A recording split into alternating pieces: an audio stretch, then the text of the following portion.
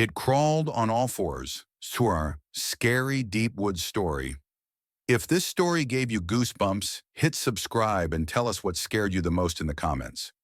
In the quiet, unassuming town of Millfield, nestled deep in the heart of rural America, something ancient and unnatural was stirring beneath the surface. The townsfolk were the sort who knew every neighbor's name and every creak of the old wooden houses that lined the streets. Life moved slowly here, punctuated only by the changing of the seasons and the occasional gathering at the local diner where stories were swapped like currency. But as the summer stretched on that year, an unease crept into the shadows of Millfield, an unease no one could quite explain, but everyone felt in their bones. It began with the disappearance of a dog, a scruffy mutt named Max that belonged to old Mrs. Garrett, a woman who'd lived on the outskirts for decades. Max was last seen prowling near the dense woods behind her property, the same woods that locals whispered about but never dared enter after dark. The night he vanished, a strange, guttural sound echoed through the trees, something neither beast nor man could replicate, leaving a chill that froze the blood of anyone who heard it. When Max didn't return the next morning, Mrs. Garrett went searching, but all she found were deep scratches gouged into the bark of several trees and strange footprints, unlike anything the local hunters had ever seen, imprinted in the damp earth. The prints were low to the ground, wider than a human's hand, and they seemed to crawl in an erratic, unsettling pattern. Rumors spread fast. Some said a wild animal had gotten loose. Others believed in something far more sinister, something that crawled on all fours as if from a nightmare. Sheriff Daniels, a man known for his practical sense and no-nonsense approach, dismissed the stories at first.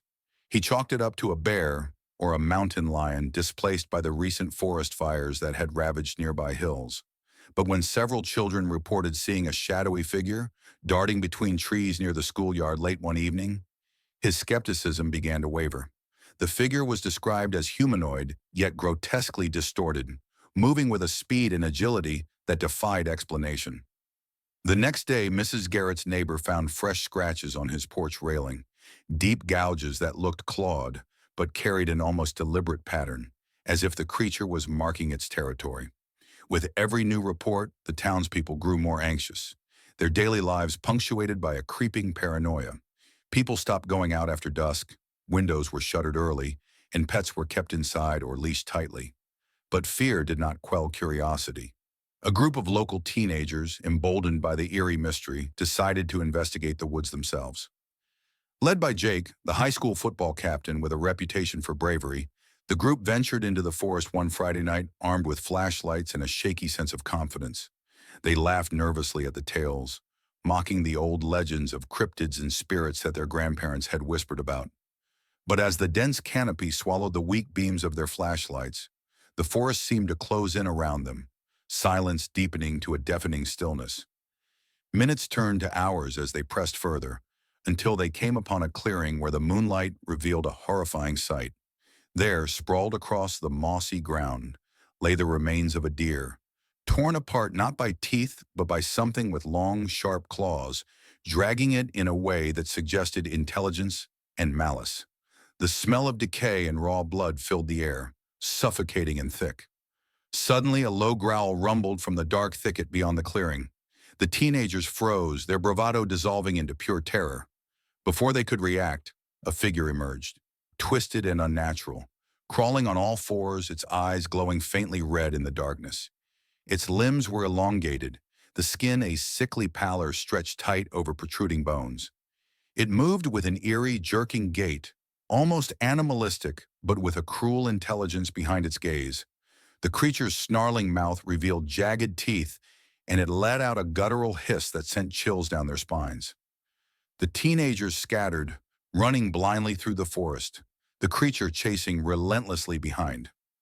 Jake barely escaped, bursting out of the trees and collapsing on the main road, breathless and wild-eyed. When he told his story to Sheriff Daniels, it was met with a mixture of disbelief and concern. The sheriff knew the woods well, and something about Jake's account gnawed at him, something beyond mere superstition. Over the following days, more signs appeared: mutilated animals, strange tracks, and flickering lights deep in the forest at night. Millfield's uneasy peace shattered as the creature's presence became undeniable. The town was thrust into a fight for survival against an unknown predator that defied all logic and reason, a creature that crawled on all fours, stalking them from the shadows. But the question lingered. Where had it come from? And why now? And would anyone be able to stop it before it was too late? It was now a week since Jake's terrifying encounter, but the nightmare in Millfield was far from over. Sheriff Daniels had called for a town meeting in the community hall, hoping to gather information and calm the growing panic. The room was packed, every face etched with worry, children clutching their parents' hands tightly, while elders whispered prayers under their breath. The sheriff stood at the front, his usually steady voice cracking slightly as he recounted the latest sightings and attacks. "We don't know what exactly we're dealing with," he admitted, "but this thing, whatever it is dangerous. We all need to stay alert and stick together." Among the crowd, Jake sat silently, his expression haunted. He'd been unable to sleep since that night. The image of those glowing red eyes burned into his mind. He wondered how many more would fall victim before the creature was stopped. After the meeting, a few of the braver townsfolk volunteered to form a search party to track the creature. Led by Sheriff Daniels, the group included Jake and a couple of local hunters, men who knew the forest better than anyone. Armed with rifles, flashlights, and a fierce determination, they set out as dusk settled, the sky bleeding orange and purple behind the silhouetted trees. The forest seemed almost alive, the wind whispering warnings through the leaves. The search was grueling. Every snap of a twig or rustle of leaves sent the men's hearts pounding. They found more of the strange footprints, deeper and more defined now, suggesting the creature was growing bolder, perhaps even hungry. The hunters compared the prints to those of known animals, but none matched. Then near a rocky outcrop, they discovered something even more chilling. A crude nest built from branches, bones, and fur, arranged in a grotesque pattern. It was as if the creature was marking its territory or preparing for something worse. At the edge of the nest lay a freshly killed rabbit, its body shredded in a way that defied explanation. Sheriff Daniels studied it carefully, realizing the claws were not like any animals, but sharp, almost surgical in their precision. Suddenly, a low growl echoed through the trees again, closer this time. The group froze.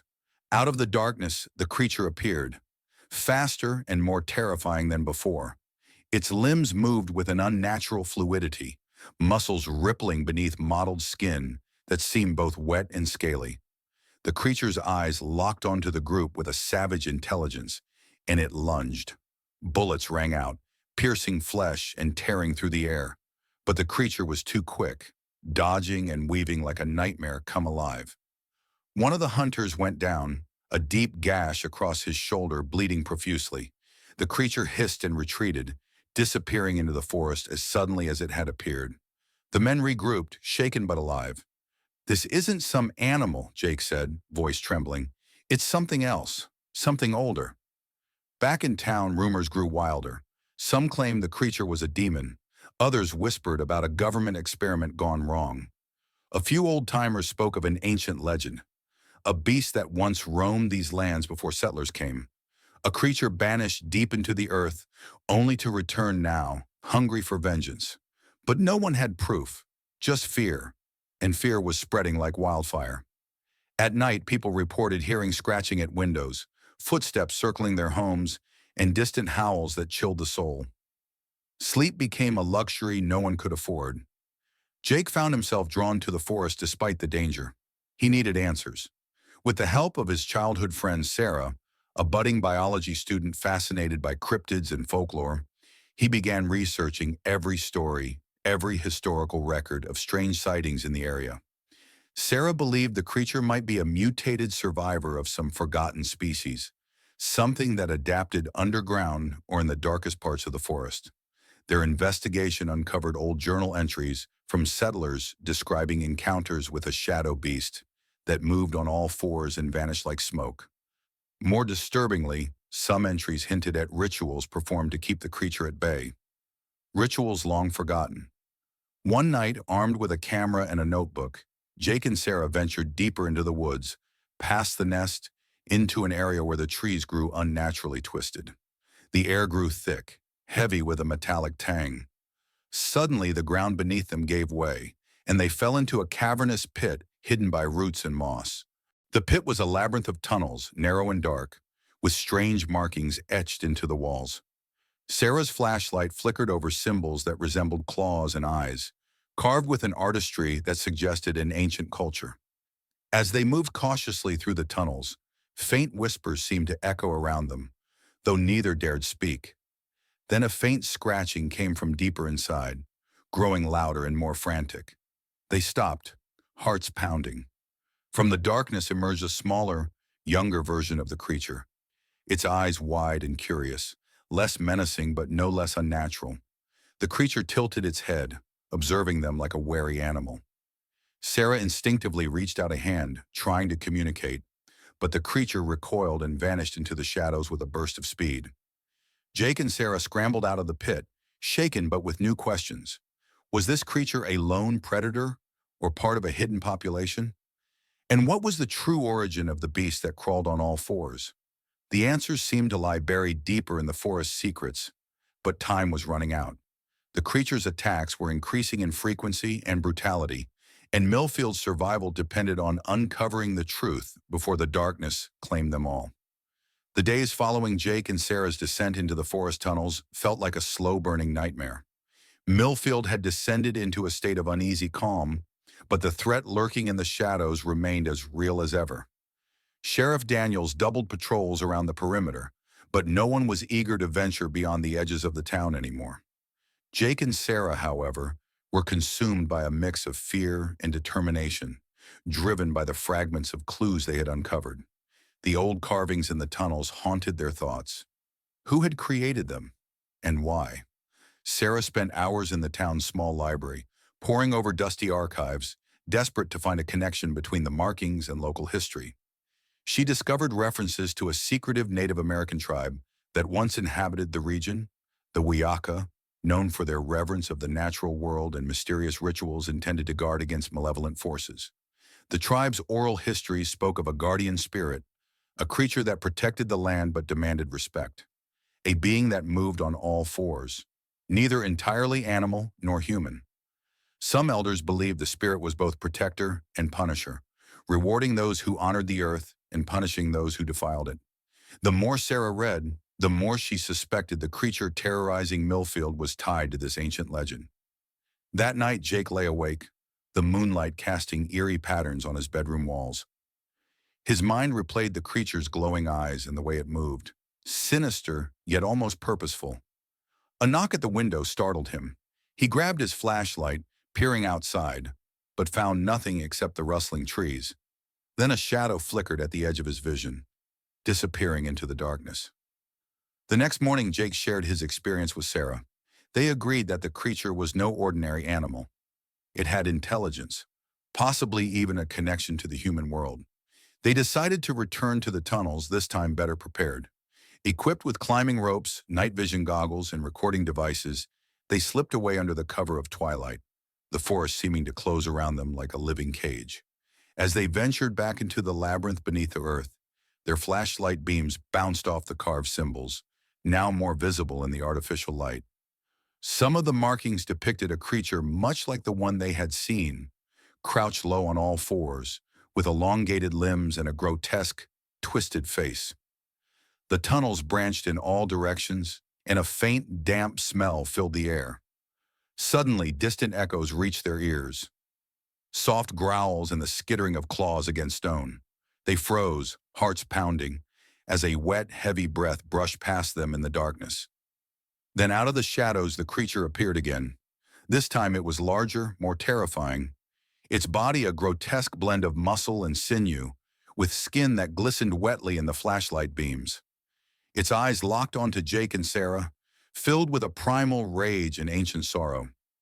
Jake raised his camera, capturing the horrific image, but the creature reacted instantly. With terrifying speed it charged, knocking them to the ground. Sarah screamed as they grappled with the beast, its claws raking dangerously close. Somehow they managed to break free and scrambled back toward the tunnel entrance, the creature in furious pursuit. Bursting out into the fresh night air, they didn't stop running until the forest's edge was miles behind them. They collapsed near Jake's truck, gasping for breath, shaken but alive. "It's protecting something," Sarah whispered, eyes wide with fear.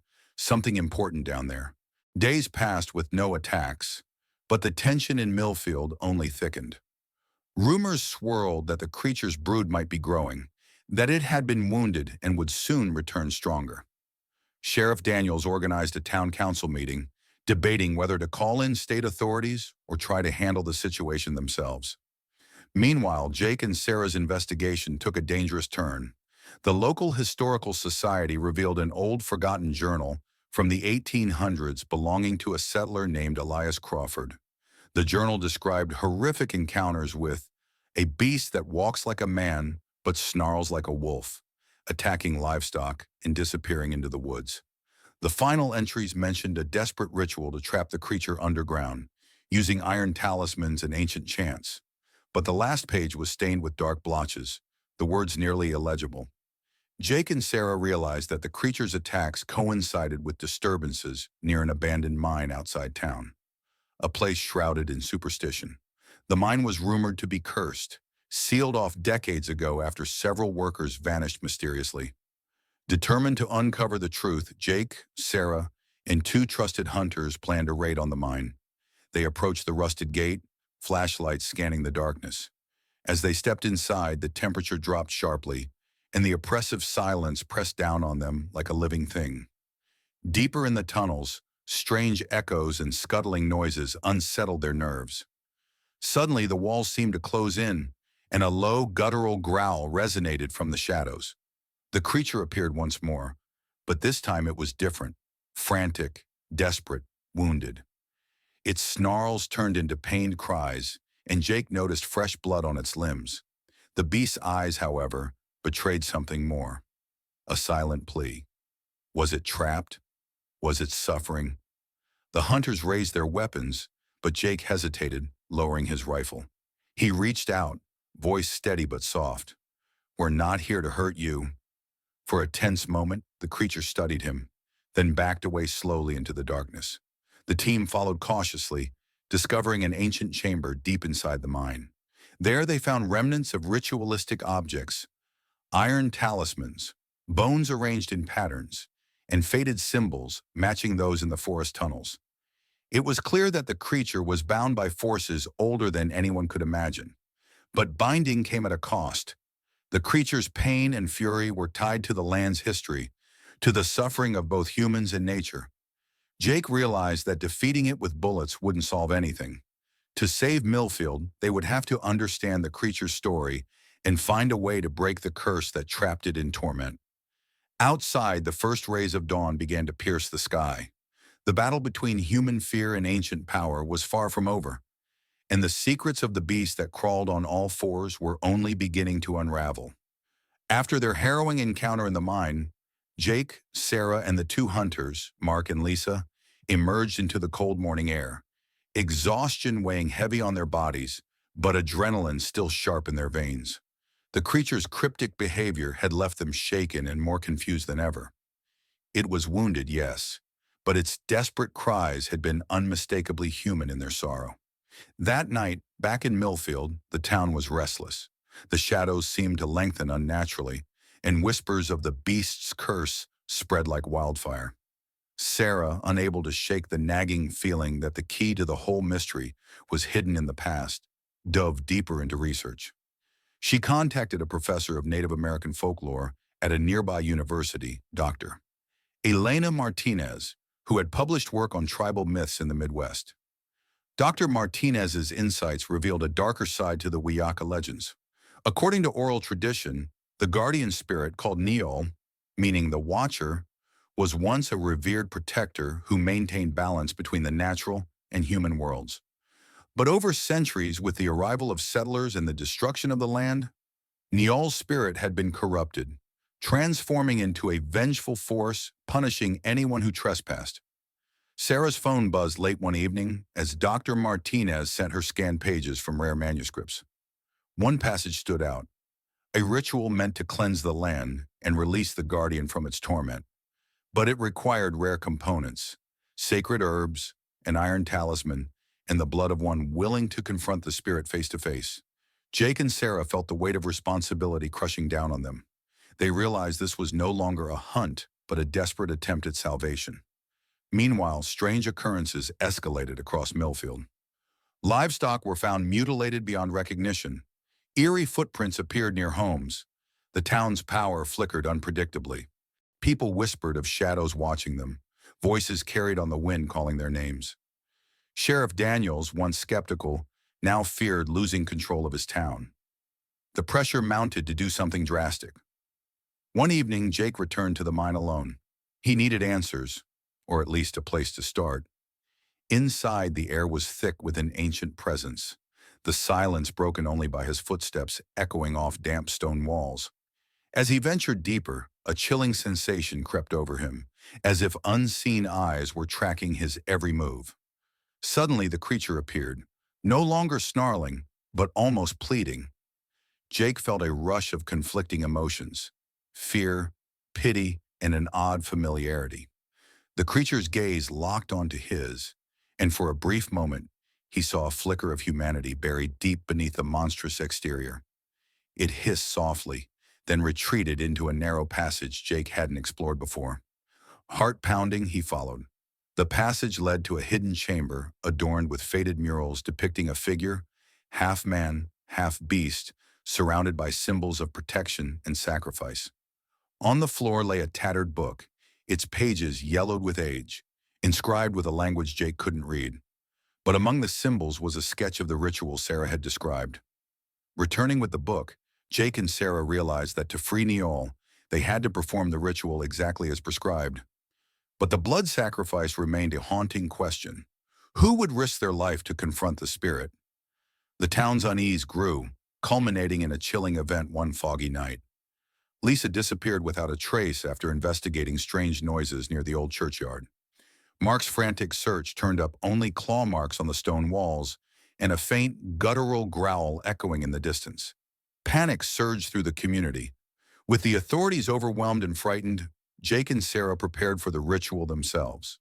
They gathered the sacred herbs, forged a new iron talisman following ancient instructions, and steeled themselves for what lay ahead.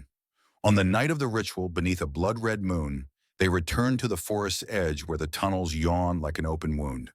The air was thick with tension and the scent of damp earth. They began the incantations, their voices trembling but resolute. As the ritual progressed, the ground trembled and a low growl rose from the depths. The creature appeared larger and more furious than ever, but as the chant reached its crescendo, its rage faltered. The glowing eyes dimmed, and a mournful howl pierced the night. The spirit's form began to change, the monstrous limbs retracting, the grotesque features softening into something more human. Yet the process was agonizing, the air filled with raw energy that threatened to tear the earth apart. Jake stepped forward, offering his own blood to complete the ritual, the talisman pressed to his palm as the final chant echoed through the woods. The creature's form shimmered, a luminous figure emerging, neither beast nor man, but a guardian finally freed from its curse. As dawn broke, the forest seemed to exhale, the heavy darkness lifting.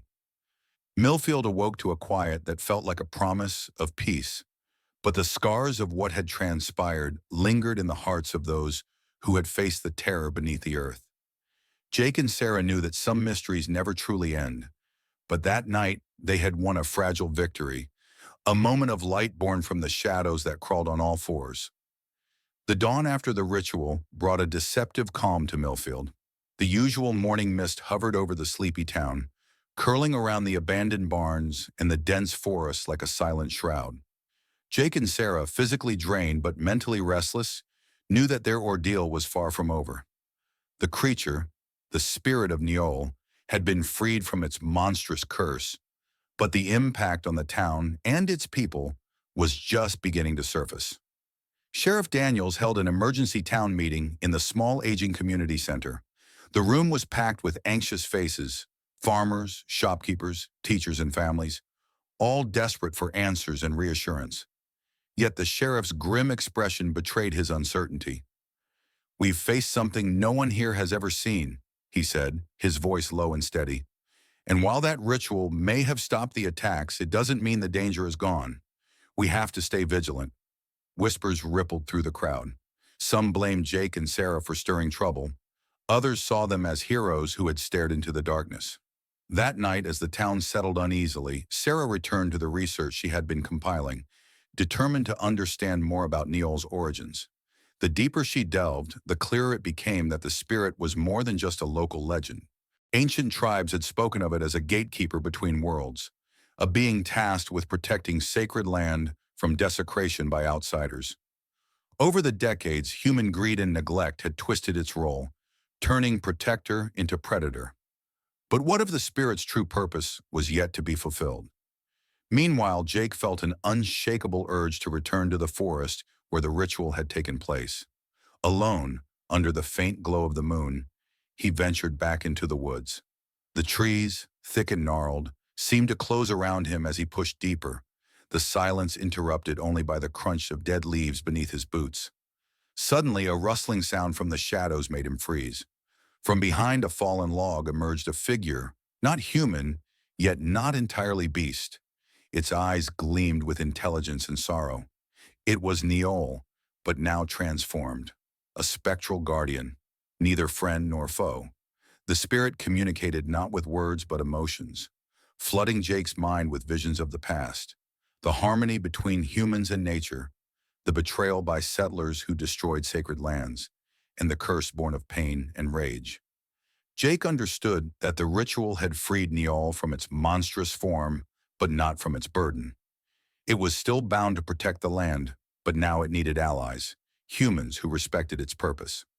Over the following days, strange phenomena continued in Millfield. Crops grew faster than expected, wildlife returned in greater numbers, and the air felt charged with a new energy. But with these blessings came unease. Townsfolk reported seeing shadowy figures watching from the tree line, hearing whispers carried on the wind that sounded like warnings. The uneasy truce between the natural and human worlds hung by a fragile thread. Meanwhile, Sarah's investigation uncovered a chilling revelation. Historical records indicated that past attempts to harm the land or defile sacred sites had been met with unexplained disappearances and tragedies. Could it be that Neol had chosen Millfield not by chance, but because of a greater purpose? And what was that purpose? The tension escalated when a group of teenagers, daring to test the legends, ventured into the old mine at night. Their laughter and bravado turned to screams when one of them vanished, leaving behind only a smear of blood and claw marks on the walls. Panic rippled through the community, and Sheriff Daniels doubled the patrols, desperate to maintain order. Jake and Sarah knew they had to act fast. They proposed a plan to the town council to hold a ceremony of respect and renewal, acknowledging the spirit's role and pledging to protect the land. It was a controversial idea. Some saw it as superstition, others as their only hope. As preparations began, a sense of urgency gripped Millfield. The boundary between the known and unknown was thinning, and the ancient guardian's presence was growing stronger. The ceremony night arrived, and the townsfolk gathered at the forest's edge, carrying torches and offerings. Sarah led the ritual with words learned from Dr. Martinez's manuscripts, invoking peace and balance. As the chants echoed through the trees, a sudden chill swept over the crowd. From the shadows emerged Neol, radiant yet somber. It circled the gathering, eyes meeting those of every person present, imparting a silent message. The future of Millfield depended on their choices. For a moment, the town held its breath, caught between fear and hope. Then, as if satisfied, the spirit faded into the night, leaving behind a whisper carried by the wind, a promise that the land would heal if its guardians remained true. But as the crowd dispersed, Sarah noticed a lone figure watching from the darkness. Someone not from Millfield, whose eyes gleamed with a cold, calculating light. The real battle, it seemed, was only beginning. The morning after the ceremony brought an eerie stillness to Millfield that unsettled even the most steadfast residents. The air was thick with an unspoken tension, as if the forest itself was holding its breath. Jake and Sarah met at the edge of town, the glow of dawn casting long shadows behind them. Neither spoke at first. The weight of what had transpired hung heavy in the silence. Sarah broke it, her voice low and urgent. "That figure I saw last night, it wasn't just a passerby. I've seen that kind of gaze before. Cold, like someone who thrives on chaos. We need to find out who they are." Jake nodded grimly. If they're here because of Niall, then Millfield's already in deeper trouble than we thought.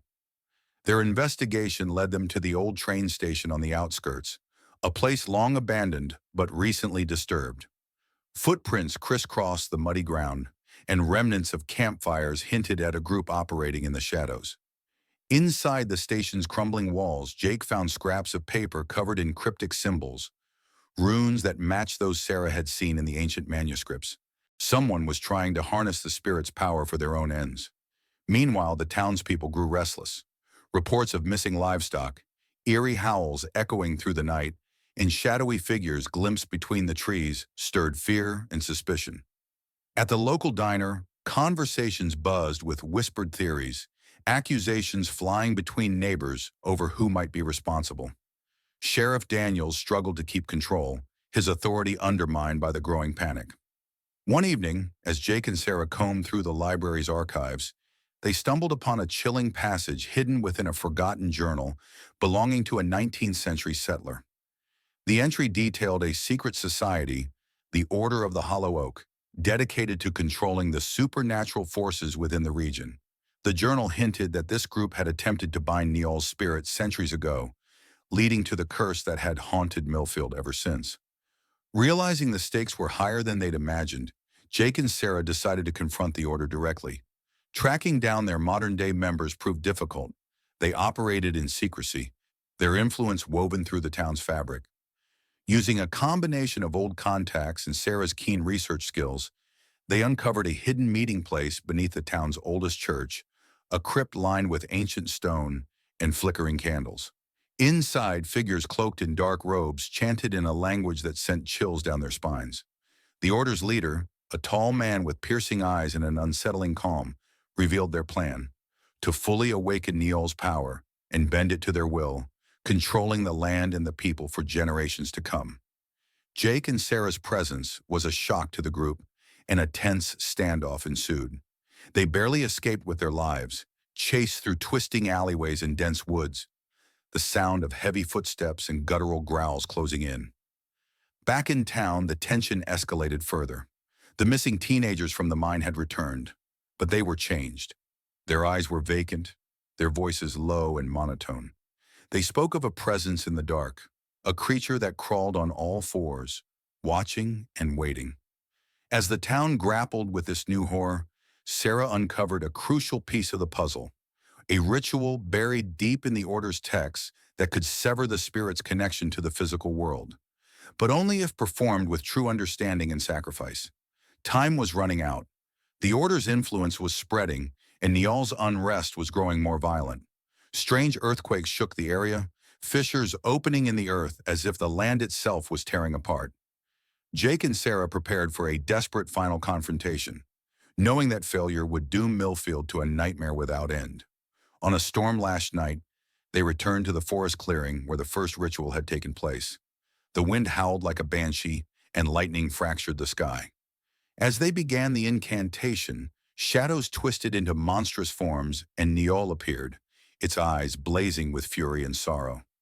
The battle between human will and ancient power raged, testing their courage and resolve. In the end, it was not force but understanding and respect that calmed the spirit. Niall's monstrous form dissolved into a shimmering light, leaving behind a tranquil presence that promised protection if honored. As the storm abated, Jake and Sarah knew this was only a fragile piece. The Order still lurked, waiting for another chance, and the scars left on Millfield would never fully heal. But for now, the town breathed again, guarded by a creature that once crawled on all fours, now a silent sentinel watching over them all. In the uneasy calm that followed the ritual, Millfield seemed to hold its breath, as if waiting for the next act in a play scripted by shadows and whispers. Jake and Sarah returned to town weary but determined. They knew the spirit's pacification was only temporary, a fragile truce that could shatter with the slightest provocation. The townsfolk, however, were less patient. Rumors had spread like wildfire, and fear had morphed into suspicion and paranoia. People looked over their shoulders, locking doors earlier, refusing to speak of the forest or the strange events that had plagued them. Sheriff Daniels called an emergency town meeting, hoping to restore some semblance of order. The hall was packed, faces pale and eyes wide with dread. Jake stood beside Daniels, ready to explain what they had uncovered about the Order of the Hollow Oak and the spirit Niall. As Jake spoke, a murmur ran through the crowd. Some scoffed, dismissing it as superstition. Others clung to the story like a lifeline. Among the crowd, a figure sat quietly, unnoticed by most. A woman with sharp eyes and an expression that seemed carved from stone. Sarah recognized her from Old Town records. Eliza Morgan, one of the last descendants of the order. Eliza rose and spoke, her voice calm but icy. She warned that the ritual had only delayed the inevitable, and that Millfield was marked for destruction unless the order's true purpose was fulfilled. The tension exploded. Accusations flew, and old grudges resurfaced. Jake and Sarah realized that their fight was not just against supernatural forces, but against the very people who had manipulated the town for generations. That night, the forest stirred once more. Strange lights flickered between the trees, and eerie sounds echoed, half whispers, half growls, sending chills down the spines of anyone brave enough to listen.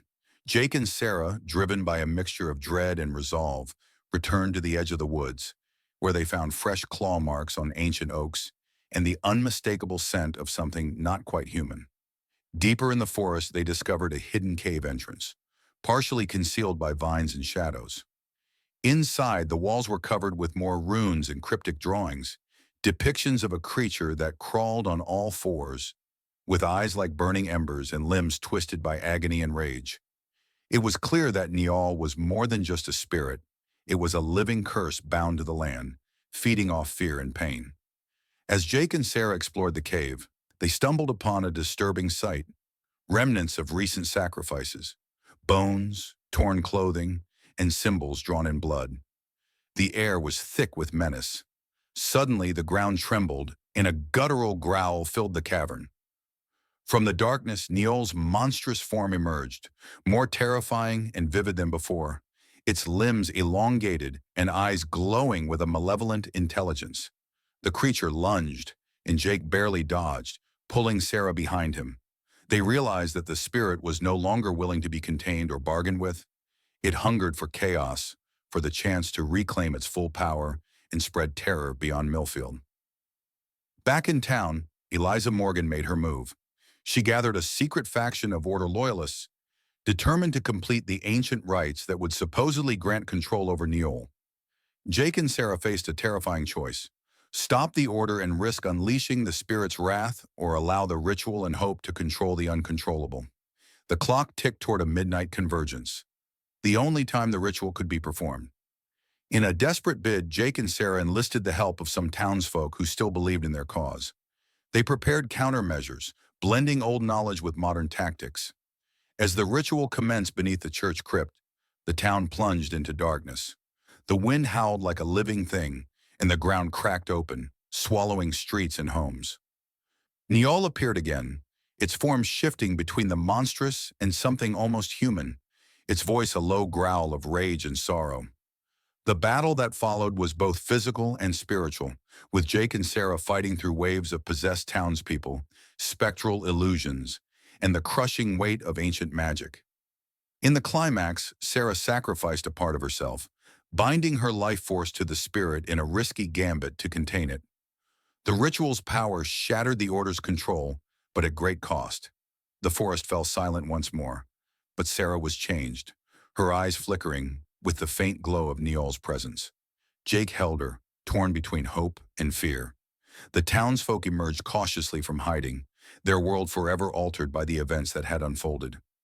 Millfield was safe for now, but the balance was fragile. Jake and Sarah knew that the spirit's influence would always linger in the shadows, waiting for another chance to crawl on all fours and reclaim its dominion. The story of Millfield had become one of resilience and haunting mystery, a place where the past and the supernatural collided in an endless dance of light and darkness. The days following the ritual were heavy with an uneasy silence that settled over Millfield like a thick fog. The townspeople moved through their routines as if walking underwater, weighed down by memories too dark to forget and fears too real to ignore. Jake stayed by Sarah's side, watching her closely. Though she had survived, something inside her had changed irrevocably. Her once bright eyes now shimmered faintly with an otherworldly glow, and in moments of stillness, Jake caught her murmuring words in a language he didn't understand, words that seemed to summon the shadows themselves. Doctors and scientists who came to examine her found no physical cause for her condition. Sarah was healthy but distant, haunted. Rumors began to circulate that she was now part spirit, a living conduit for Niall's lingering presence. Jake refused to believe his partner was lost, but the creeping dread that he might be wrong gnawed at his every thought. Meanwhile, strange incidents began to ripple through the town. Pets disappeared without a trace. Children reported terrifying nightmares of crawling creatures with glowing eyes, and faint scratches appeared on doors and windows overnight, as if invisible claws were reaching in from the dark. One night, the power went out across Millfield, plunging the entire town into pitch-black darkness for nearly an hour. Emergency generators failed, radios fell silent, and cell towers dropped offline. It was the longest blackout anyone could remember. In those dark hours, a low growl echoed from the woods surrounding the town, a sound both unnatural and chillingly alive. Sheriff Daniels attempted to calm the townsfolk, but even he was shaken.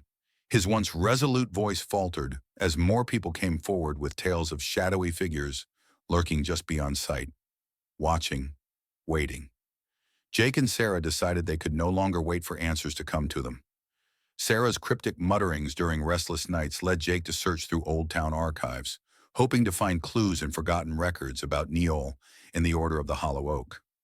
The deeper Jake dug, the more he realized that Millfield was a nexus, a place where dark forces had intersected with human greed and desperation for centuries. The Order, originally formed as protectors against Niall's wrath, had corrupted over time into cultists who sought to harness the spirit's power for their own ends. As Jake uncovered the Order's ancient manuscripts, he found chilling references to a prophecy, a time when a child of spirit would arise, one who could either bind the creature forever or become its harbinger of destruction. Sarah's condition fit the prophecy too closely to be mere coincidence.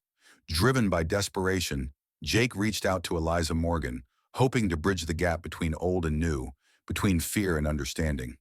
Eliza, initially cold and suspicious, revealed that she had once tried to break free from the Order's grasp, but was bound by blood and duty. She confessed that the Order had long planned for Sarah's arrival, viewing her as the key to controlling Niall's power. The town's survival hinged on an impossible choice: to use Sarah as a vessel to seal the spirit away once and for all, risking her soul, or to confront Niall in the physical world and fight a creature whose strength was fueled by darkness and fear. Time was running out. The forest's influence grew stronger each night, and the boundary between the natural and supernatural thinned dangerously. Jake and Sarah gathered a small group of trusted allies, people who still believed in hope and courage. Together, they prepared to venture into the heart of the forest, into the very place where Niall's essence was said to be strongest. Their plan was risky. They would attempt to perform a counter-ritual, one that required confronting the spirit directly, using Sarah's unique connection as both shield and key. As the group ventured deeper into the woods, the atmosphere thickened. The air was heavy with the scent of earth and decay, and shadows danced just beyond the flickering light of their torches. Strange sounds, whispers, scraping claws, and distant growls kept them on edge. At the center of the forest, they reached a clearing where the earth itself seemed scarred and broken. Ancient runes etched into stone pulsed faintly with a sickly green light. It was here that the spirit's power was concentrated, and it was here that Sarah's fate would be decided. The ritual began with Sarah chanting words from the Order's text, her voice trembling but steady. The ground quaked, and a dark mist rose from the earth, swirling into a monstrous shape, the twisted, crawling form of Niall, larger and more terrifying than any nightmare. The creature lunged, claws tearing at the earth, eyes burning with rage and pain. The group fought desperately, using every ounce of strength and courage to hold the line. As Sarah's chant grew louder, a fierce light burst from her, pushing back the darkness. In a moment that felt suspended between worlds, Sarah reached out to the creature, her voice softening, offering peace and release. Niall's form shuddered, the rage in its eyes fading into something more ancient and sorrowful. Slowly, the monstrous figure began to collapse, dissolving into tendrils of light and shadow that were absorbed back into the earth. The clearing fell silent. The forest seemed to breathe a long, exhausted sigh. Sarah collapsed into Jake's arms, her glowing eyes dimming to a calm, steady light. The battle was over, but the cost was clear. Sarah's connection to the spirit had changed her forever, and the scars on the town's soul would never fully heal. Millfield returned to a fragile peace, but Jake knew that the darkness lurking beneath the surface was never truly gone. It waited, patient and watchful, for the day it could crawl on all fours again. Even after the darkness had receded from Millfield's woods and the terrible presence of Niall was seemingly vanquished, a deep and unshakable unease lingered in the air. Jake watched Sarah carefully, noticing how she moved with an eerie grace, her eyes sometimes flickering faintly in the shadows, as if the spirit still whispered to her in some hidden corner of her mind. Days turned into weeks, yet Sarah's connection to Niall remained a mystery and a threat. The townspeople, relieved but wary, returned to their daily lives, but the sense that something unseen was still watching never left. Rumors of strange sightings in the woods persisted, and a few children claimed to hear faint scratching noises near their windows at night. Jake's research uncovered more troubling information in the ancient manuscripts he'd collected from the Order's secret vaults. The spirit Niall was never truly a single entity, but a fragment of an older, darker force that had long been imprisoned beneath the soil of Millfield. Niall's defeat could only be temporary, a mere delay until the next awakening. He realized that Sarah's role was more complicated than anyone had understood. She was both a prisoner and a guardian, her body a fragile vessel balancing the spiritual and the mortal realms. One evening, as the sun dipped below the horizon, Jake and Sarah ventured to the outskirts of town, where the forest met the old railway tracks, a place rumored to be a hotspot of supernatural activity. Sarah's whispered words echoed softly through the twilight as she tried to commune with the fading spirit energy still clinging to her soul. Suddenly, the ground trembled beneath their feet, and from the shadows emerged a figure draped in tattered robes, his face hidden beneath a hood. It was Marcus Hale, the enigmatic leader of the Order of the Hollow Oak, presumed dead months ago after the ritual gone wrong. Marcus's eyes gleamed with a chilling light as he revealed the truth. He had survived by merging his own essence with the lingering power of Niall, becoming something neither fully human nor spirit. He warned Jake that the ritual had only delayed the inevitable reckoning, and that the balance between worlds was breaking down faster than anyone had feared. Marcus sought to harness Sarah's unique connection to fully awaken Niall's power and remake the world in a new, terrifying image. With his aid, the spirit's influence would grow beyond Millfield, spreading shadows across the land. Desperate, Jake and Sarah escaped into the dense forest, pursued by Marcus's dark minions, shadowy creatures that slithered through the underbrush, their glowing eyes burning with malice. The chase was relentless, forcing them deeper into the ancient woods where the trees seemed to whisper secrets of an older, darker time. As night fell, the forest transformed into a maze of shifting shadows and unseen dangers. The lines between reality and nightmare blurred, and Jake struggled to keep Sarah grounded as her visions grew more vivid and unsettling. She saw flashes of past rituals, of sacrifices made in blood, and of a world consumed by darkness. Yet amidst the terror, she glimpsed a fragile hope, a forgotten ritual that could sever the bond between her and Niall forever. But it required a sacrifice unlike any they had faced before. With the order closing in, Jake and Sarah sought refuge in the abandoned church on the hill, a place steeped in old magic and forgotten prayers. There they found ancient texts and relics that spoke of a way to banish the spirit's curse. But it came at a grave cost. The ritual demanded the willing surrender of one bound to the spirit's power, a selfless act to close the gateway between worlds and seal the darkness away. As they prepared, tensions rose. Sarah wrestled with the terrifying realization that she might have to give herself over entirely to save the town she loved. Jake grappled with the weight of knowing he might lose the woman he fought so hard to protect. Outside, the wind howled like a living thing, carrying with it the voices of the past and the warnings of the future. The boundary between worlds thinned, and the crawling darkness pressed ever closer. In the heart of the night, as the ritual began, the shadows coalesced into monstrous forms, half man, half beast, bent on preventing the sealing of the rift. The battle was brutal, testing the limits of their courage and resolve. Every chant, every whispered prayer was met with a wave of despair and fury. But Sarah's voice never faltered. Her glowing eyes shone brighter than ever, a beacon against the consuming blackness. In the final moments, as the ritual reached its peak, Sarah stepped forward, offering herself fully to the spirit's power.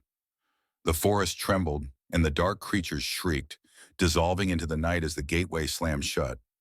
Peace settled once more over Millfield, but the price was heavy. Sarah was changed, her body still alive, but her spirit forever intertwined with the shadows she had fought so hard to contain. Jake held her close, knowing their battle was over, but the war with the darkness was far from finished. Millfield would never be the same. The crawling horror might have been sealed for now, but its echoes would haunt the town and their souls for years to come. The dawn that followed the ritual was cold and heavy, as if the very air in Millfield mourned what had been lost and what had been gained. Jake and Sarah emerged from the church on the hill, their bodies exhausted but their spirits intertwined by an invisible thread, stronger than anything either had ever known. Sarah's eyes no longer glowed, but a deep shadow clung beneath their surface, an ever-present reminder of the cost they had paid. The townsfolk greeted them with cautious hope, but whispers traveled quickly, muttering about the price of meddling with forces beyond human understanding.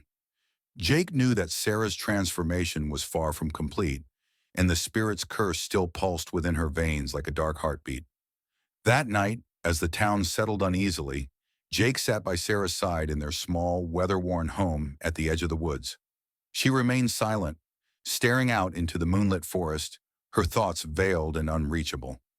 It was then that a new threat revealed itself, one that no ritual, no matter how powerful, could completely erase. From the depths of the Shadow Realm, an ancient entity far older and far crueler than Neol began to stir. Known only as the Wraith King, this malevolent force had been chained beneath the earth for centuries, its chains weakened by the recent upheaval in the spiritual balance. As the Wraith King's power grew, so did its influence over the dark creatures still lurking in the forest, twisting them into more terrifying forms. Strange disappearances began again, more brutal and inexplicable than before. Local hunters found their camps destroyed, their dogs mutilated, and no sign of the culprits. Only a thick, unnatural fog that swallowed sound and light. Desperate for answers, Jake reached out to an old ally. Evelyn Crane, a reclusive scholar and occult expert who had once warned him about the dangers of meddling with Neol's power. Evelyn arrived with a leather-bound tome, its pages fragile but filled with cryptic diagrams and ancient incantations. She explained that the Wraith King's imprisonment was tied to a constellation long lost to time, and the recent rituals had inadvertently begun unbinding the celestial seals. To stop the Wraith King, Jake and Sarah would have to venture beyond Millfield, following a trail of forgotten lore and ancient sites scattered across the American wilderness. Their journey would lead them to places steeped in Native American legends and colonial curses, where the veil between worlds was thin and the past never truly died. Sarah's condition worsened as the Wraith King's shadow seeped deeper into her soul, twisting her dreams into terrifying visions of destruction. At times, she would wake screaming, her body contorting in unnatural ways, crawling on all fours like the creature she once fought to banish. Jake's heart broke each time, but he refused to let despair take hold. Together, they prepared for the journey ahead, gathering sacred artifacts, protective talismans, and weapons forged from blessed metals. Evelyn taught them rites of purification and ways to strengthen their spirits against the encroaching darkness. As they set out from Millfield, the townspeople watched silently, many afraid to follow but hopeful for their salvation. The forest swallowed them quickly, the canopy blotting out the sun and turning day into a twilight of shifting shadows. Along the way, they encountered cryptic symbols carved into trees and stones, remnants of ancient ceremonies meant to contain dark forces. They met a small tribe of modern-day indigenous people who guarded knowledge passed down for generations, a knowledge that could be the key to defeating the Wraith King. Their leader, an elder named Running Bear, spoke in riddles and warnings, urging caution and humility. The darkness does not only crawl on the earth, he said, it crawls in the heart of man and in the silence between the stars. The journey tested every ounce of Jake and Sarah's resolve. They faced harrowing challenges, a cursed swamp that whispered lies, a desolate mountain where lost souls cried out in agony, and ruins where time itself seemed to bend and fracture. Each step brought them closer to the source of the ancient evil, but also deeper into the risk that Sarah's body and mind might be consumed completely. One night, under a blood-red moon, Sarah succumbed to the spirit's influence and vanished into the wilderness, drawn by a call none but she could hear. Jake pursued her desperately, guided by faint whispers carried on the wind. Deep in a cavern bathed in eerie phosphorescent light, Jake found Sarah, her form both human and otherworldly, her eyes glowing with a strange fire. The Wraith King awaited them there, a towering figure of shifting shadows and burning rage, his voice 1,000 screams in a single breath. "You cannot save her," the Wraith King hissed. "She belongs to me now." Jake stood firm, clutching the talisman Evelyn had given him, the symbol of the hollow oak, a beacon of hope and protection. With a voice shaking but determined, he began the ancient incantation, calling on all the forces of light and life to fight the creeping darkness. Sarah's body convulsed, fighting the possession that sought to claim her, her humanity flickering like a candle in the storm. The cavern shook as light clashed with shadow, the battle echoing through the very bones of the earth. And in that moment, Jake realized that the true fight was not just against the Wraith King, but against the darkness that lurked within every soul, fear, doubt, and despair. As the incantation reached its crescendo, Sarah's eyes cleared, and with a final desperate cry, she broke free from the Wraith King's grasp. The shadows shattered, and the cavern collapsed in a deafening roar.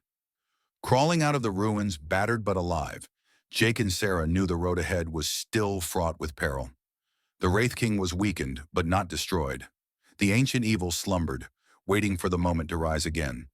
Their journey had only just begun, and the true horror was still crawling on all fours, waiting in the darkness.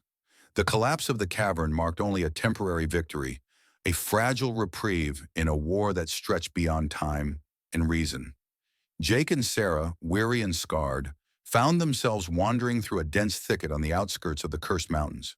The air was thick with the scent of decay and an unsettling silence, broken only by the occasional snap of brittle twigs beneath their feet. The forest seemed to watch them, ancient eyes hidden in the shadows, waiting, judging. Sarah's recovery was slow and uncertain. Though the Wraith King's hold had been broken, remnants of the dark spirit lingered deep within her bones, a sickness that no medicine could cure. Each night she wrestled with nightmares that blurred the line between memory and madness, visions of crawling things with too many limbs, of hollow eyes staring from beneath rotting bark, and the incessant whisper of a voice promising oblivion. Jake stayed by her side, guarding her from the creeping shadows that threatened to claim her once more. Yet the deeper they journeyed, the clearer it became that the Wraith King's influence extended far beyond what they had imagined. They soon discovered that the ancient evil was part of a sprawling network of cursed sites scattered across the American wilderness. Forgotten battlegrounds, abandoned asylums, and desecrated burial grounds where restless spirits roamed. At every step, signs of the Wraith King's reach became undeniable.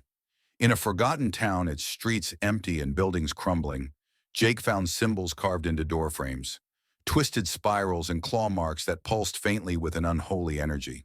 The townspeople had fled years before, victims of madness and despair, leaving behind only echoes and shadows. Here Jake encountered others who had been touched by the darkness, those who crawled on all fours, twisted by the curse into monstrous reflections of their former selves.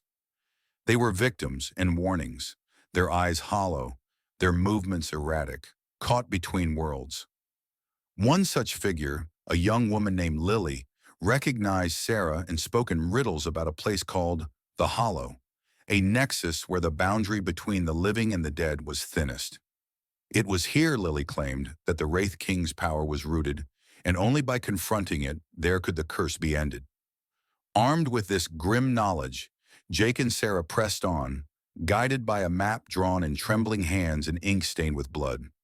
Their journey led them through swamps thick with fog, where unseen things brushed against their skin like cold fingers, and over mountains where the wind carried cries of the damned.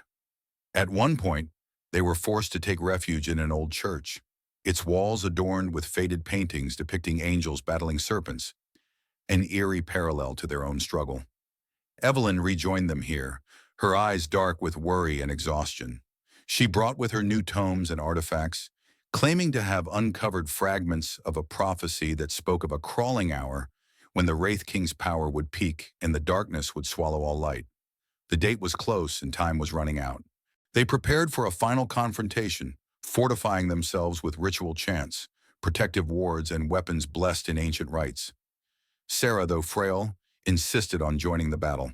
The curse had not broken her spirit, only tempered it into something sharper, more desperate. As they approached the hollow, a desolate valley shrouded in perpetual twilight, the earth beneath their feet seemed to pulse with malevolence. Shadows moved with a life of their own, writhing like snakes in the underbrush.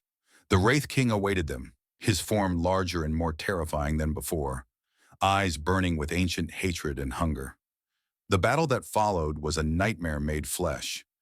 Light and shadow clashed with deafening roars, the very ground trembling beneath their feet. Jake and Sarah fought side by side, their movements desperate and precise, guided by years of fear and hope. Sarah's body contorted, sometimes crawling on all fours, at other times standing tall with fierce determination. The line between human and monster blurred as the curse fought to reclaim her, but her will remained unbroken.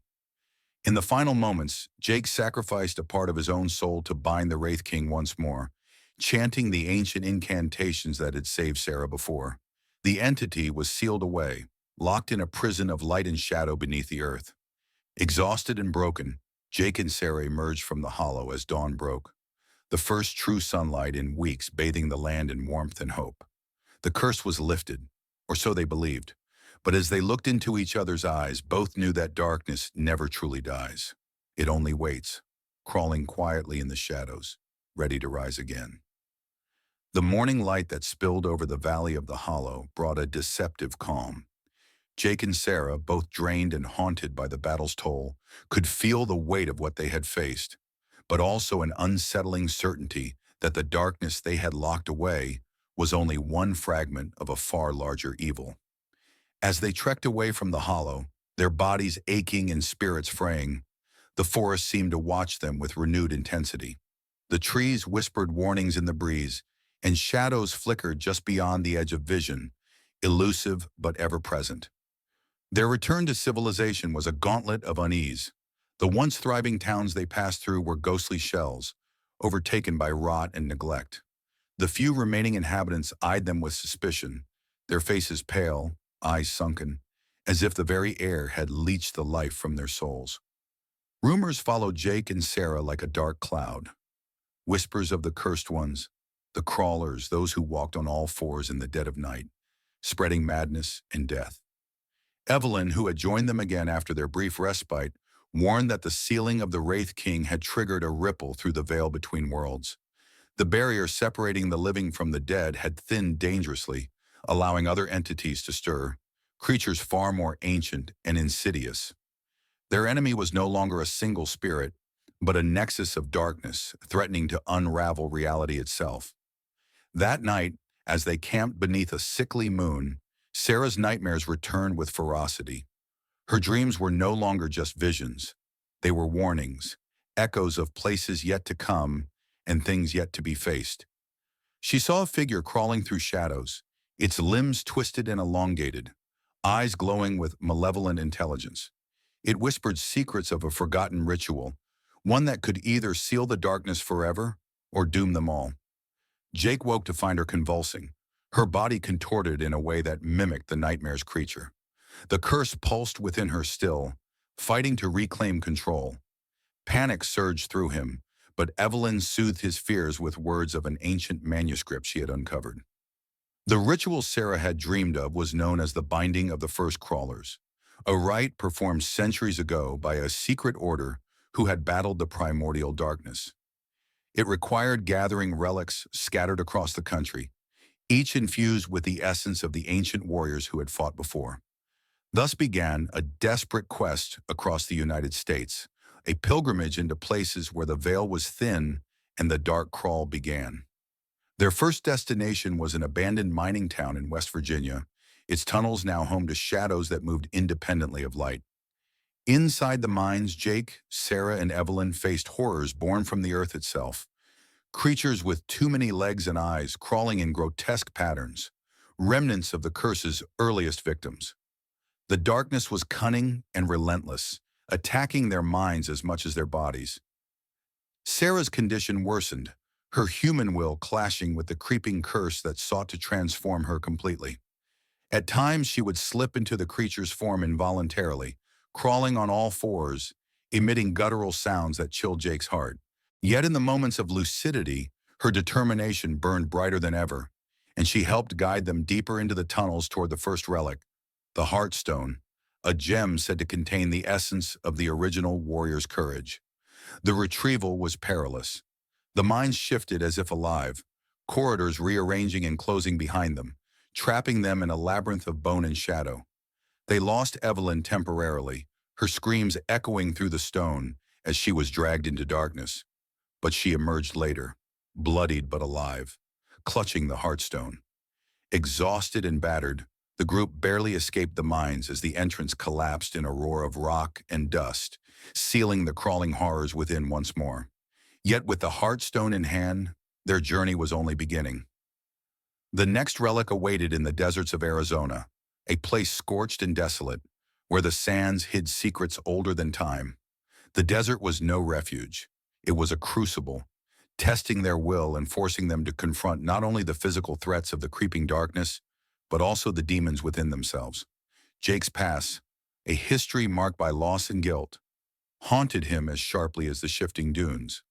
Sarah's curse was a constant reminder that victory was fragile, and the price of failure was unimaginable. Throughout their travels, the bond between them grew stronger, forged in fire and shadow. They were no longer just survivors. They were warriors standing on the precipice of a battle that would determine the fate of all living souls. But even as hope flickered in their hearts, an insidious truth loomed. The crawling darkness was evolving. It learned from their tactics, adapting, becoming more clever and vicious. The creatures they encountered grew more numerous and terrifying, their movements more coordinated, their hunger insatiable. The Wraith King's seal was weakening, cracks spreading across the fabric of their world. And somewhere in the shadows a new figure emerged, one who had been watching, waiting, a puppeteer pulling threads from the darkness, orchestrating the chaos with cruel precision. As the sun set over the barren desert, Jake, Sarah, and Evelyn prepared for what might be the most harrowing leg of their journey. They had the relic, but to complete the binding ritual, they needed two more. One hidden deep beneath the ruins of an ancient city in New Mexico, and another locked away in a forgotten cathedral in the heart of Louisiana's bayou. Each relic guarded by horrors born of the same curse that had transformed Sarah and threatened to consume them all. The night was long and filled with whispered fears, but the resolve of the trio was unbreakable. For the crawling darkness had been unleashed, and only they stood between its relentless hunger and the fragile light of humanity. The oppressive heat of the New Mexico desert was unlike anything they had faced before. Jake, Sarah, and Evelyn arrived at the outskirts of the ancient ruins, just as the sun began to dip below the horizon, casting long, distorted shadows that seemed to crawl across the cracked stones like living things. The ruins, remnants of a forgotten civilization, swallowed by time and sand, were rumored to house the second relic, the Shadow Shard, a crystalline fragment imbued with the power to bind the creeping darkness once and for all. But the ruins were more than just a relic's resting place. They were a labyrinth of traps, curses, and restless spirits bound to protect what lay beneath. As they stepped inside the crumbling archways, the air grew thick with a suffocating energy, a weight that pressed down on their chests and whispered promises of despair. The walls seemed to pulse faintly, as if alive, and the shadows twisted and writhed in unnatural patterns. Every step forward was met with the sensation of unseen eyes watching, judging, waiting to strike. Their path wound deeper into the heart of the ruins, where flickering torchlight revealed murals depicting figures crawling on all fours, human forms distorted, cursed and broken, an ancient warning to those who dared disturb the slumbering evil. Suddenly, the ground beneath them trembled. Cracks spiderwebbed across the floor, and with a deafening roar, the entrance collapsed behind them, sealing their escape. Panic flared, but Jake's steady voice cut through the chaos. "Stay calm. We've come this far. We finish this." The trio pressed on, navigating chambers filled with deadly puzzles and illusions, designed to break their resolve. In one hall, the walls closed in slowly, forcing them to race against time, barely escaping the crushing grip of stone. In another, spectral figures emerged, ghostly echoes of those who had succumbed to the curse centuries ago, reaching out with clawed hands, moaning in sorrow and rage. Sarah's curse flared violently within her, and she fought to maintain control as the darkness sought to consume her entirely. Her transformations grew more frequent and uncontrollable, terrifying Jake and Evelyn. Yet it was in these moments of vulnerability that their bond deepened. Jake's unwavering support and Evelyn's ancient knowledge became the anchors that kept Sarah tethered to her humanity. At the heart of the ruins, they found the chamber of the Shadow Shard, resting upon an altar carved with runes that pulsed with a dark light. But retrieving it would not be simple. As Sarah reached out, the room erupted with a surge of energy. From the shadows emerged the Guardian, a towering, grotesque creature, part stone, part shadow, its limbs contorted in impossible ways, crawling on all fours, yet radiating a sinister intelligence. The battle that followed was a desperate, brutal struggle. The Guardian's claws shredded stone and flesh alike, and its eyes burned with a hunger that chilled their souls. Sarah, even in her cursed state, fought with a ferocity born of love and desperation, clawing back at the darkness that sought to claim her. Jake and Evelyn coordinated their attacks, exploiting every weakness, every flicker of hesitation. Finally, with a roar that echoed through the ruins, Sarah plunged a shard of the Heartstone into the Guardian's core, causing it to shatter into a cloud of black dust. As the creature dissolved, the shadow shard's glow softened, becoming warm and steady, a beacon of hope in the gathering gloom. Exhausted and wounded, the trio grasped the relic, knowing that only one more stood between them and the completion of the binding ritual. Yet as they prepared to leave, a new horror revealed itself. The collapse of the Guardian had awakened something far older and more malevolent beneath the ruins. A sprawling nest of writhing shadows and crawling forms, the very source of the curse that had plagued them all. The ground beneath them began to shift, a living darkness rising to consume everything in its path. Forced to flee, they barely escaped the ruins as the desert swallowed the entrance, sealing the evil once more, but at a terrible cost. Sarah's condition worsened, her transformations now lasting longer, her control slipping with every passing hour. The curse was winning, and time was running out. Their final destination awaited in Louisiana's bayou, a place where moss hung like ghosts from ancient trees, and the air was thick with secrets and decay. The forgotten cathedral there was said to hold the last relic, the light spire, a symbol of hope and renewal, capable of anchoring the binding ritual and sealing the creeping darkness forever. But the bayou was a labyrinth of its own, filled with swamp monsters, cursed spirits, and the restless dead. As they journeyed into the heart of the swamp, the atmosphere grew heavy, oppressive, filled with whispers and distant cries that tested their resolve. Each step brought new dangers, from venomous creatures hidden in murky waters to spectral figures that tried to lure them into the depths. The crawlers were no longer just creatures of shadow. They were evolving, adapting, merging with the swamp itself, becoming part of the twisted landscape. Sarah's humanity flickered like a dying flame, and Jake feared the moment when the curse would claim her completely. But Evelyn, with her deep knowledge of the occult and ancient rites, guided them through the perilous wetlands. Her chants and talismans warded off the worst of the evil, and her faith provided a fragile shield against the encroaching darkness. At the cathedral's broken doors, they faced their final trial. The building was a haunted tomb, its walls soaked with centuries of sorrow and pain. Inside, the light spire awaited, but it was guarded by a monstrous entity, an amalgamation of all the cursed souls, a living nightmare crawling on all fours, eyes burning with hatred and despair.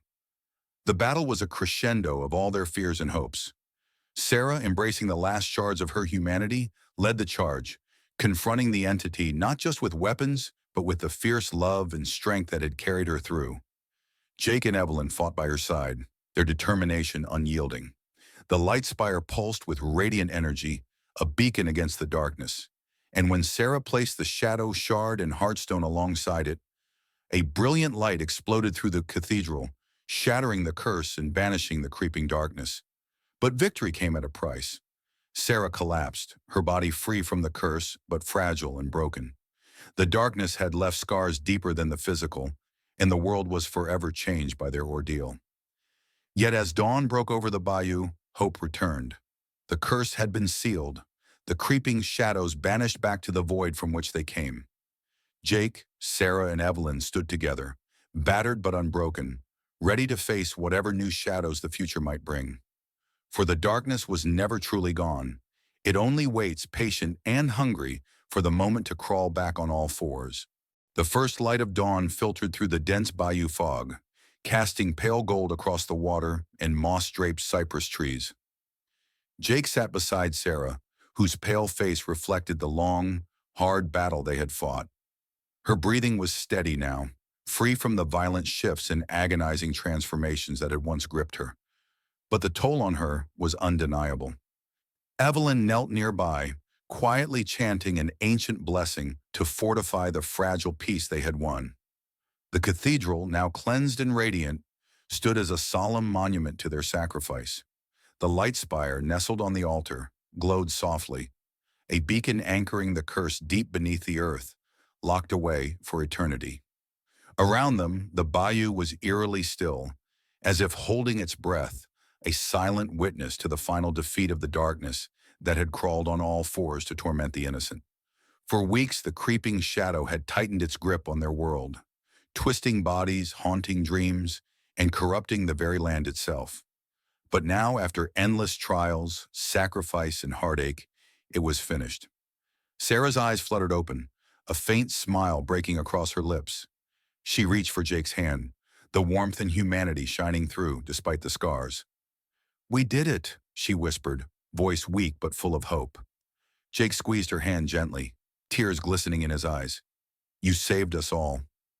Evelyn stood and faced the altar, her voice steady and clear. "The binding is complete. The darkness is sealed away. For now." Yet even as her words echoed through the silent chamber, a shadow flickered at the edge of the light, a reminder that evil never truly dies, only hides, biding its time. But in this moment, surrounded by friends and the fragile beauty of dawn, hope was enough. They would rebuild, heal, and remember. The nightmares would linger in whispered stories, cautionary tales told around campfires and in hushed tones, warning future generations. But the curse, the creeping horror that had crawled on all fours through their lives, was finally broken. As Jake helped Sarah to her feet, the three of them stepped out into the morning light, the sun warming their faces and chasing away the last of the shadows. The bayou stretched endlessly before them, wild, mysterious, but no longer a prison. Freedom was theirs. The journey had ended, but their bond, forged in fire and shadow, would endure forever. And though the darkness might someday return, they were ready, because they had faced the crawling terror together and won. The swamp whispered softly around them, a new day beginning. The past was behind them, the future unwritten, and for the first time in a long time, peace was real. The curse was over. The nightmare was done. And in the quiet, their hearts beat steady and strong, free at last.